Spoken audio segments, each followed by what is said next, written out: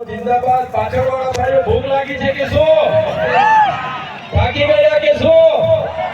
All ગુલામ जिंदाबाद all ગુલામ जिंदाबाद all ગુલામ जिंदाबाद સૌપ્રથમ તો 150મી જનનાયક બિરસા મુંડાજીની જન્મ જયંતિમાં અહીં મંચસ્થ ઉપસ્થિત બધા જ લોકો બોલે એવા છે પણ એ બધા જ આગેવાનોને હું ક્ષમા માંગુ છું કે સમયની મર્યાદામાં અને જે પ્રકારના કાર્યક્રમો છે એ પ્રકારના કાર્યક્રમોને ધ્યાને રાખીને તમને બોલવાની જે આયોજક મિત્રોએ તમારા વતી અમને સૂચવેલું છે તો બધાને વિનંતી કરું છું બધા સહયોગ આપજો સાથે સાથે મંચસ્થ તમામ આગેવાનો મારા સાથી સિનિયર ધારાસભ્ય અને હર હંમેશ સંઘર્ષશીલ એવા આનંદભાઈ પટેલ સાહેબ માટે જોરદાર તાળીઓ પાડી લઈએ એવા આ વિસ્તારના સાથી આગેવાન એવા શેરખાનભાઈ ડોક્ટર દયારામભાઈ દેવેન્દ્રભાઈ હરિસિંહભાઈ વસાવા સાથે નિરંજનભાઈ વસાવા પિયુષભાઈ પટેલ યુવરાજસિંહભાઈ જાડેજા રજનીભાઈ વસાવા વનરાજભાઈ વસાવા અને આ વિસ્તારના દરેક પદાધિકારીઓ તાલુકા પંચાયતના જિલ્લા પંચાયતના સભ્યશ્રીઓ સરપંચશ્રીઓ પૂર્વ સરપંચશ્રીઓ મુખીઓ પટેલો સંતો મહંતો વડીલો આગેવાનો માતા બહેનો અને સૌને મારા ઉલ ગુલામ જિંદાબાદ સાથીઓ બિરસા મુંડાની વાત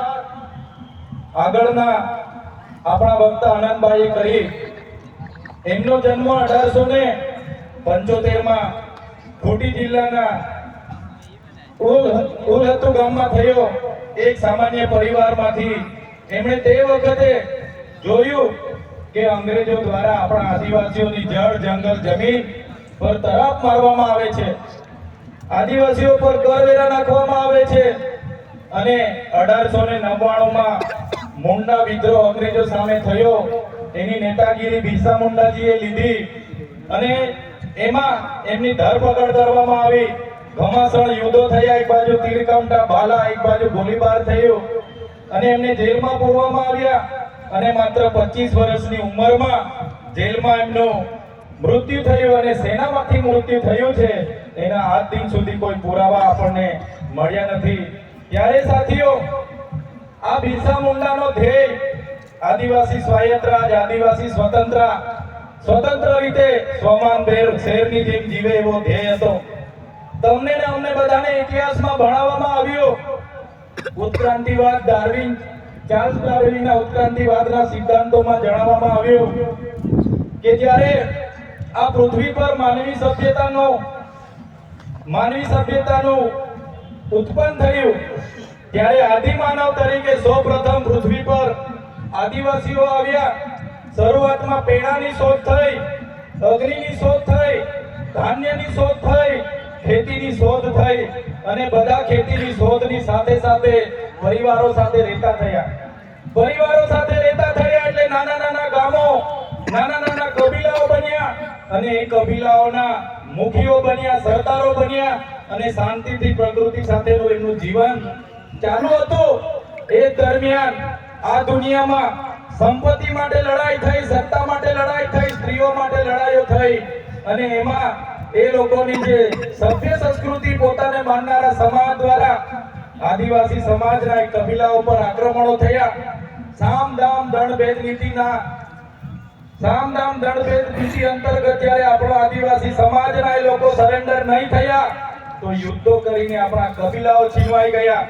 અને આપણું શોષણ થયું ઘર્ષણ થયું જળ જંગલ જમીનો છીનવાઈ અને તમે જોયું હશે આપણા દેશ પર બહારથી મુગલો આવ્યા ડચો આવ્યા હુણો આવ્યા અંગ્રેજો આવ્યા પોર્ટુગીઝો આવ્યા ફ્રેન્ચો આવ્યા અને આ અંગ્રેજોએ પણ 200 વર્ષ આપણા દેશ પર રાજ કર્યું એ ઇતિહાસથી લઈને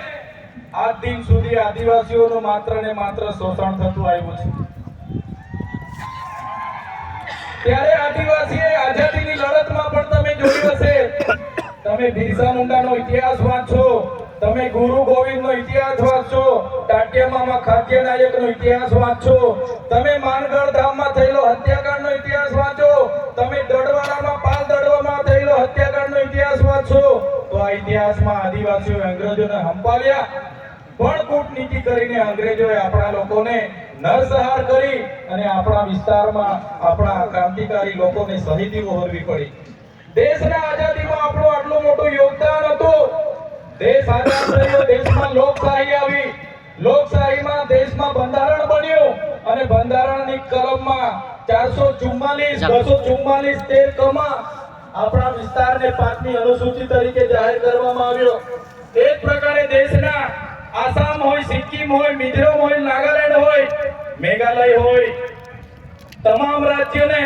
અનુસૂચિ 6 અંતર્ગત સમાવેશ કરવામાં આવ્યો. ત્યારે અનુસૂચિ 6 ત્યાં લાગુ કરવામાં આવી અને ગુજરાતમાં આજ દિન સુધી અનુસૂચિ 5 લાગુ કરવામાં નથી આવી.